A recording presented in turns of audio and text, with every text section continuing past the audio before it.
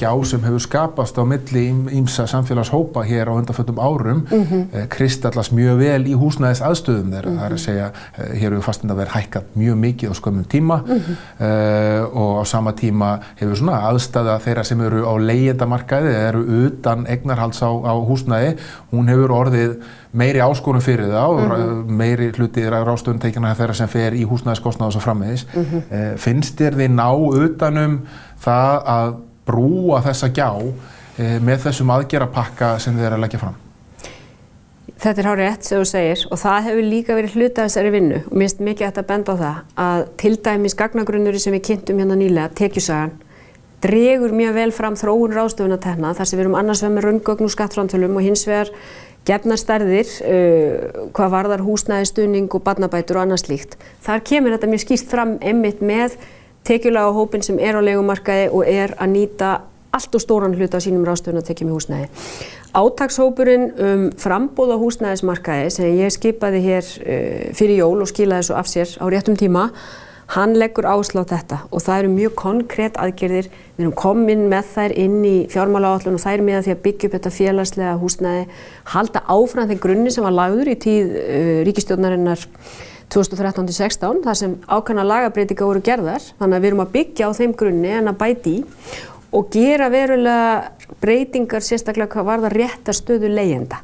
Síðan er það að við erum með þá stöðu að meirihluti fólks hins vegar hefur hug á að komast í eigið húsnæði og þar hafa verið þessi þröskuldar fyrir ungt tekjulágt fólk.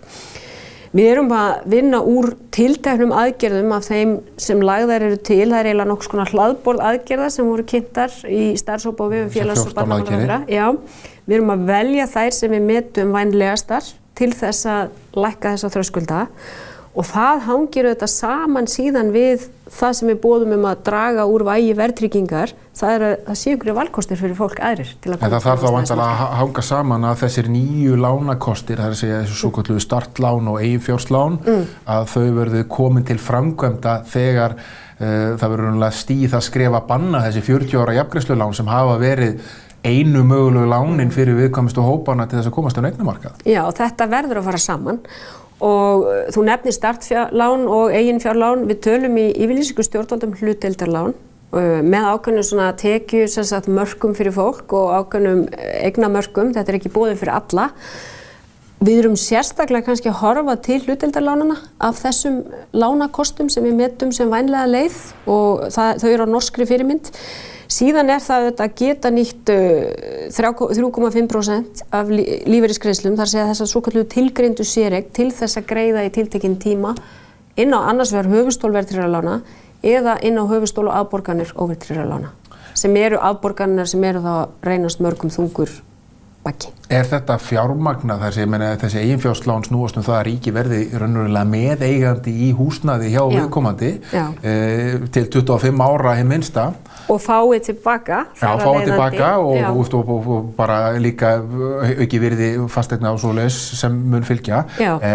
En er þetta fjármagnað, þú veist, út af því að ríkið þarf alltaf að leggja út fyrir þessu þótt að fá þetta tilbaka síðar? Þarna erum við að horfa til Íbúðalánasjóðs að hann geti verið þessi aðili sem hefur þá ákveðnu félagslegu hlutverki að gegna. Við erum ekki að horfa á það að Íbúðalánasjóður sé áfram lánveitandi á almennum markaði, heldur að hafi sérstakt félagslegt hlutverk og þetta geti verið eitt af þeim. Og þannig að þetta birtist kannski ekki sem bein útgjöld af hálfu ríkisins í fjármálaáætlun heldur í gegnum Íbúðalánasjóð. Þetta eru auðvitað fjármunir til lengri tíma að sjálfsögðu en það þarf auðvitað að útfæra það og það er vinna framöndan að útfæra þetta með aðilum vinnumarkaðarins þannig að við skilgreinum betur hvaða hópur myndi eiga rétt á þessu.